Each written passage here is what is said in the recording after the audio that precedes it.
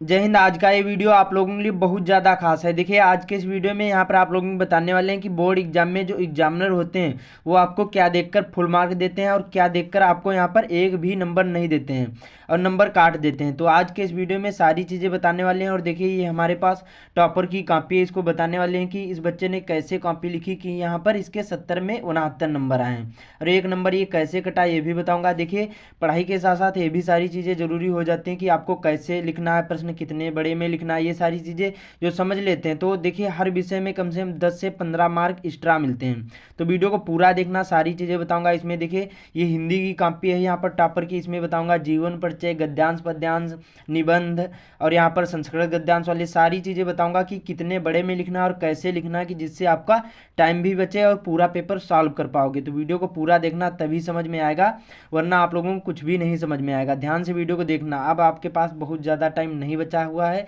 तो यही ट्रिक है अच्छे से अच्छे मार्क लाने के।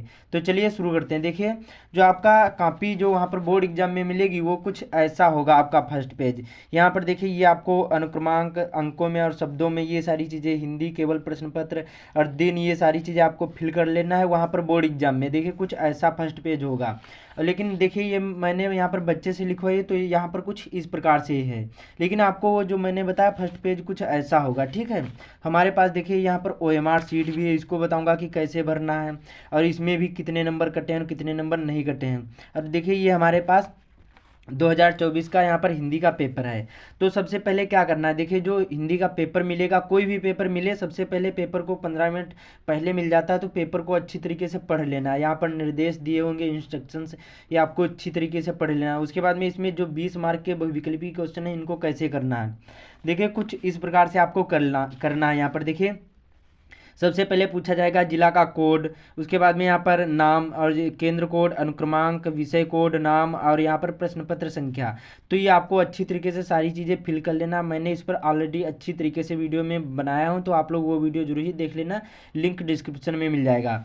बाकी यहाँ पर देखिए 20 क्वेश्चन आपको कर लेना है। इसमें देखिए इसको 19 नंबर मिले, एक नंबर इसको कट गया है, तो इसमें 19 नंबर, ये 20 मार्क का पूछा जाता है। ये देखिए एक में यहाँ पर देखिए एक क्वेश्चन होगा, एक में एक का ही गोला करना है काले या नीले बॉल पॉइंट पेन का यूज करके। ठीक है, तो ये 20 क्वेश्चन कर लेना है। और यहाँ पर देखिए लिखा है पहला अक्षर दूसरा अक्षर, ये यहाँ पर जो लिखा है ये देखिए AD लिखा है, ये आपको यहाँ पर फिल करना होगा। बाकी इसको गोला कर देना है। उसके बाद में विषय कोड 901 है और उसके बाद में यहाँ पर देखिए, और यहाँ पर प्रश्न पत्र संख्या 823 ये वाला है, और यहाँ पर अनुक्रमांक ये हो गया, केंद्र कोड ये हो गया, और यहाँ पर जिला कोड 33 और यहाँ पर जिला हरदोई। तो ये आपको भर लेना। उसके बाद में परीक्षार्थी के हस्ताक्षर, यहाँ पर हस्ताक्षर होते हैं, आपके यहाँ पर सिग्नेचर होंगे, ये आपको कर देना है। बाकी आपको कुछ नहीं करना, 20 क्वेश्चन इसी प्रकार से करना है। तो ये तो बहुत सिंपल था, ये तो सभी लोग कर लेंगे। तो यहाँ पर देखिए 4 विकल्प होंगे, इनमें से जो भी आपको पता हो वो आपको OMR शीट में भर देना। अब चलते हैं यहाँ पर कॉपी में कैसे लिखना, वो सबसे ज़्यादा इंपॉर्टेंट हो जाता है। यहाँ पर देखिए वर्णात्मक प्रश्न होंगे और ये 50 अंक के पूछे जाएंगे। पहला क्वेश्चन है 21वां सवाल, यहाँ पर दिए गए गद्यांश पर आधारित किन्हीं एक में से 3 प्रश्नों के उत्तर दीजिए। का वाला होगा और यहाँ पर देखिए खा वाला होगा। इन दोनों में से आपको एक के 3 यहाँ पर क्वेश्चन के आंसर देना है, जैसे ऊपरी गद्यांश का संदर्भ लिखना, रेखांकित अंश की व्याख्या करना है और एक प्रश्न होगा उसी को हल करना है। तो देखिए ये कितना बड़ा है, जो आप लोग इसको इसी प्रकार से लिख दोगे पूरा ये पैराग्राफ, तो आपका बहुत ज़्यादा टाइम लगेगा और आपका पूरा पेपर हल भी नहीं कर पाओगे। तो कैसे करना है वही सारी चीज़ें आप लोगों को बताने वाले हैं। तो देखिए खंड बा ऐसे डाल देना है, फिर प्रश्नोत्तर संख्या 21वें का करोगे तो का, और खा करोगे तो यहाँ पर खा ऐसे डाल देना है। उसके बाद में आपको क्या करना, कोई भी प्रश्न नहीं उतारना है, केवल प्रश्नोत्तर संख्या ऐसे डाल देना है काले पेन से, और पटरी से लाइन खींचना, इधर ही लाइन खींचना है, और आपको स्केच का यूज नहीं करना, नहीं तो इस प्रकार से देखिए हो जाएगा, इस प्रकार से, मतलब ये ज़्यादा हाईलाइट हो जाता है। तो आपको ये गलती नहीं करना है, आपको ज़्यादा जो डार्क ब्लैक पेन हो वही का यूज करना है बोर्ड एग्जाम में। तो इस प्रकार से लाइन खींचना है। उसके बाद में लिखना है संकेत। संकेत में क्या लिखा जाता है, पहले के 2 शब्द और आखिरी के 2 शब्द, इससे एग्जामिनर समझ जाएगा कि बच्चे ने इसी पैराग्राफ का उत्तर दिया है। तो संदर्भ हेडिंग डालोगे और यहाँ पर प्रस्तुत गद्यांश हमारी पाठ्य पुस्तक हिंदी के कोई भी मित्रता नामक पाठ से संकलित है, इसके लेखक आचार्य रामचंद्र शुक्ल हैं, 2 नंबर मिल जाएंगे। उसके बाद में बी वाला करोगे और प्रश्नोत्तर संख्या बी हो तो बी, ए हो तो ए, ये सारी चीज़ें आपको डालना है, तभी अच्छे मार्क मिलेंगे। वीडियो को पूरा देखना है। अभी जीवन परिचय, उसके बाद में निबंध, संस्कृत गद्यांश पद्यांश सारी चीज़ें बताने वाले हैं। उसके बाद में रेखांकित अंश की व्याख्या, जो यहाँ पर ये रेखा खींची हुई है इसी की व्याख्या करना होगा, तभी 2 नंबर मिलेंगे। ये 3 ही लाइन की व्याख्या करना है, ठीक है, पूरे पैराग्राफ की व्याख्या नहीं करना है। तो इस प्रकार से कर देना, 2 नंबर आपको मिल जाएंगे। उसके बाद में चलते हैं अब अगला को सी वाला एक क्वेश्चन पूछा जाता है, ऐसे लोगों को संगत करना हमारे लिए बुरा है जो हमसे अधिक दृढ़ संकल्प के हों। तो 2 नंबर ये मिल जाएंगे, 6 नंबर आपके पक्के हो जाएंगे। अब जैसे प्रश्न समाप्त हो जाए तो क्या करना, आपको पटरी से लाइन खींच लेना। इससे क्या होगा, एग्जामिनर भी समझ जाएगा कि बच्चे ने उस प्रश्न का उत्तर उतने में दिया है। फिर उसके बाद में प्रश्नोत्तर संख्या 22वां भी का और खा पूछा जाता है। इसमें जो भी आपको पता वो करना है। तो इसमें देखिए ये का वाला और खा वाला पूछा जाता है, जो भी आपको पता है तो आपको 1 करना है। 6 नंबर ये भी पूछा जाता है। इसमें पद्यांश संदर्भ लिखना होगा, रेखांकित अंश की व्याख्या करना होगा, एक प्रश्न होगा उसी को हल करना होगा। तो यहाँ पर देखिए 2 और 2 और 2, 6 नंबर इसमें भी इसको मिल गए हैं। संदर्भ भी अच्छी तरीके से लिखा है, रेखांकित अंश की व्याख्या भी करी है, और यहाँ पर प्रस्तुत यहाँ पर दोहे में यहाँ पर श्लेष और अनुप्रास अलंकार है। तो 6 नंबर इसको भी मिल गए। फिर से प्रश्न समाप्त हो जाए, लाइन खींच लेना है। उसके बाद में यहाँ पर प्रश्नोत्तर संख्या 23 पूछा जाता है। इसमें देखिए आपके संस्कृत वाला खंड पूछा जाएगा इस प्रकार से। देखिए संस्कृत खंड पूछा जाएगा, का और खा होगा, 2 आपके होंगे, इनमें से आपको एक ही करना है, ठीक है। दिए गए गद्यांश में से किसी एक का संदर्भ सहित हिंदी में अनुवाद करिए, 5 नंबर का पूछा जाएगा। इनमें से जो भी आपको पता वो करना है, ठीक है। ये यहाँ पर देखिए बदला हुआ है, लेकिन आपको कुछ ऐसा ही होगा। तो यहाँ पर देखिए का वाला ऐसे डाल देना है, कोई भी प्रश्न नहीं उतारना है। फिर संकेत, पहले के 2 शब्द और आखिरी के 2 या 1 शब्द। फिर संदर्भ ऐसे संस्कृत वाला लिखा जाता है कि प्रस्तुत गद्यांश हमारी पाठ्य पुस्तक हिंदी के संस्कृत खंड के प्रबुद्धो ग्रामीणा नामक पाठ से संकलित है। 2 नंबर मिल जाएंगे। फिर अनुवाद कर देना, 3 नंबर मिल जाएंगे। 5 नंबर आपके पक्के हो जाएंगे। फिर से प्रश्न समाप्त हो जाए, लाइन खींचना है इसी प्रकार से, इधर भी लाइन खींचना है और आपको इधर लाइन नहीं खींचना। अभी सारी चीज़ें बताऊंगा कि कौन सी मिस्टेक नहीं करना है, नहीं तो उस विषय में नंबर आपके कट जाएंगे, कोई भी विषय हो। तो प्रश्नोत्तर संख्या 24वें का खावाला करोगे, ये श्लोक पूछा जाता है। इसमें भी यहाँ पहले के 2 शब्द और आखिरी के 2 शब्द लिख देना। फिर यहाँ पर संदर्भ प्रस्तुत श्लोक हमारी पाठ्य पुस्तक हिंदी के संस्कृत खंड के भारतीय संस्कृत नामक पाठ से संकलित है। यहाँ पर इस प्रकार से देखिए, ये इस प्रकार से पूछा जाता है आपका। देखिए इस प्रकार से पूछा जाएगा। यहाँ पर देखिए, यहाँ पर एक ये होगा, एक ये होगा। जो भी आप करोगे यहाँ पर 24वां क्वेश्चन, पद्यांश में से किसी एक का संदर्भ सहित हिंदी में अनुवाद करिए, 5 नंबर ये भी पूछा जाता है। श्लोक 2 पूछे जाते हैं, इनमें से एक ही करना होता है। जो भी आपको पता वो कर देना है। तो यहाँ पर देखिए 24वें का खा वाला डाल दिया इस बच्चे ने, तो यहाँ पर इसी प्रकार से आपको ये कर देना है। उसके बाद में यहाँ पर पूछा जाएगा 25वां। ये देखिए खंड काव्य पूछा जाता है, अपने अपने जिले वाइज होता है। जो आपके जिले में खंड काव्य हो वही आपको हल करना है। तो इसको कैसे करना है, तो देखिए कोई भी प्रश्न नहीं उतारना है। प्रश्न उतारोगे तो बहुत ज़्यादा टाइम लगेगा और पूरा पेपर नहीं हल कर पाओगे, ये ध्यान रखना है। केवल प्रश्नोत्तर संख्या डाल दोगे, एग्जामिनर समझ जाएगा कि हाँ ये प्रश्न का उत्तर इतने में लिखा है। और देखिए तो प्रश्नोत्तर संख्या 25वें का ये देखिए खंड का भी ऊपर हेडिंग डाल देना है। जब खंड का भी करोगे और ऐसे का वाला करोगे, का वाला खा वाला करोगे, खा वाला गा वाला करोगे, कोई भी करोगे तो ऐसे आपको हेडिंग वाइज प्रखर, प्रतिभाशाली, स्वदेशी प्रेमी, स्वदेश प्रेमी, स्वाभिमानी, इसी प्रकार से इतना बड़ा आप लोग लिख दोगे और 3 नंबर आपको मिल जाएंगे। 1 1 3, ये देखिए यहाँ पर 1 + 1 + 1 + 3 नंबर इसको मिल गए हैं।